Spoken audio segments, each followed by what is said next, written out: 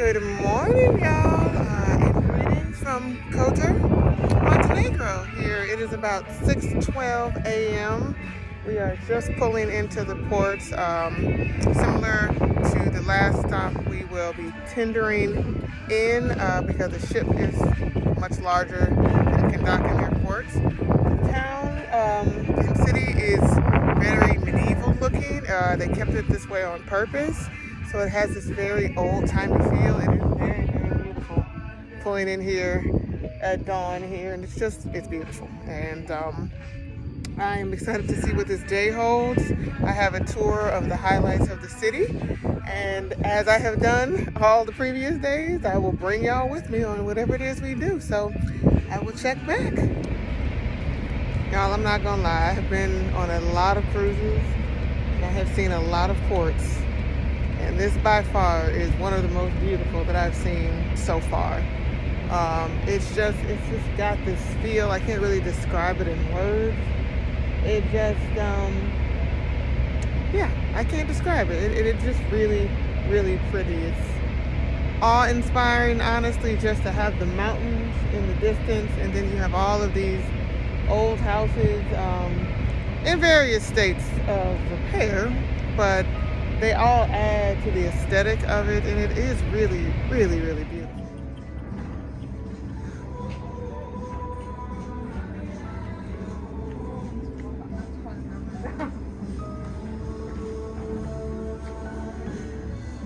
All right, so these tenders are smaller than the last tenders we went on. They're smaller. I can't really describe them, but that's what they look like. So we are going to head inland and then catch the bus and get this tour underway.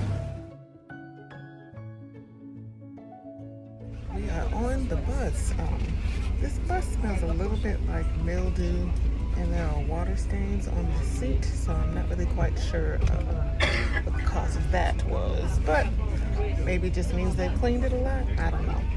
But I'm not gonna lie, I feel bad every time I get one of these big old I feel bad when I get into these big coaches, because I feel like this is the problem with tourism.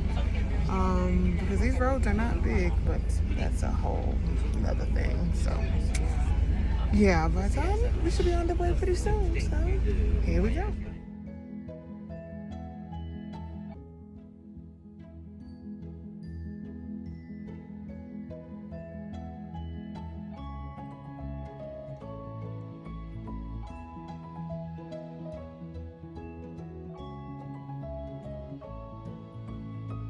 All right, so we are, I'll say 3/4 up a mountain, up a 25 serpentine road, which means 25 bends basically to get to this point.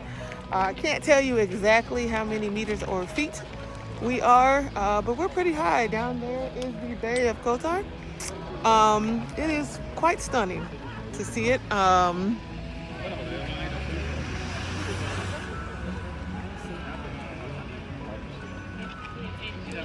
Down there are the borders of Croatia and Italy.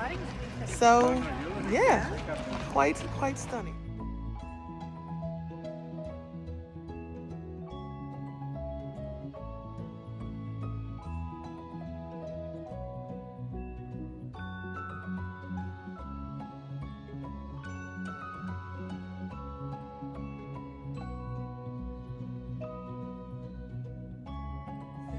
We are at Zora restaurant, and we are going to try some local prosciutto, and they have some local alcohols. I again will not be drinking those. I'm going to get a soft drink. I think it's pomegranate juice. But yeah, it's a very cute little spot way up here in the mountains. It is very, very beautiful.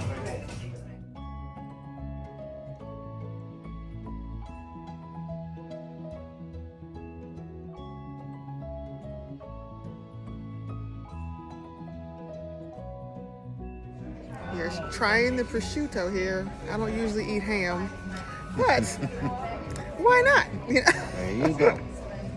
This is cow's cheese. No fancy name, just cow's cheese. assuming made of cow's milk. But very mild, but good. It tastes a bit like provolone.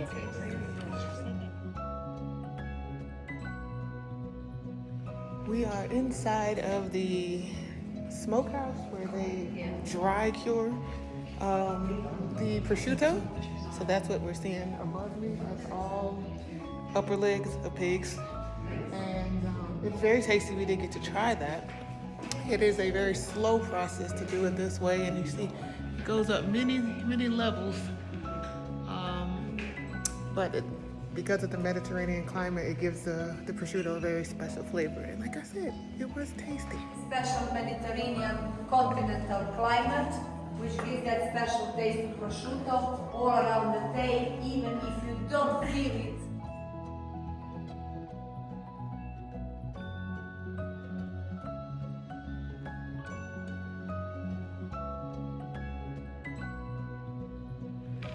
Behind me is the King Nicholas Museum. He was the king of Montenegro in the early 1900s. And we just took a tour of the museum. And to be quite honest, to be a royal home, it was really quite modest. Given the time, I'm sure the furniture and the decorations were top tier at that particular point in time. But by today's standards, we're pretty simple for a royal estate. You know, I've been to some pretty fancy ones like the ones in Russia and things where there's gold and opulence everywhere. You didn't really find that here. There's a lot of silver, some old tapestries, but very humble and very small. The king and his wife were quite short. So when you looked at their bedrooms, their beds were not big. I would say the king was maybe 5'9", the queen maybe my height at 5'4". So yeah, but it was really quite interesting. They had 12 children, 9 daughters and 3 sons. And yeah, you can take photos inside, so that's why I didn't take any pictures.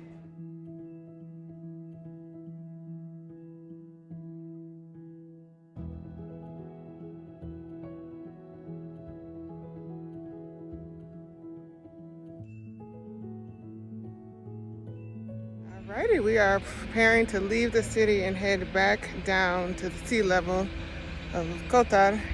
And I must give Montenegro's tourism their credit. They have lots of bathroom facilities, which, you know, to me is very important. So yeah, it has been a beautiful day up here in the mountains. It's there's a lot to see. It's very cute and very quaint, and worth a visit. They have really invested a lot in tourism, so they're trying to bring people in. So if you have some time, I would say check it out.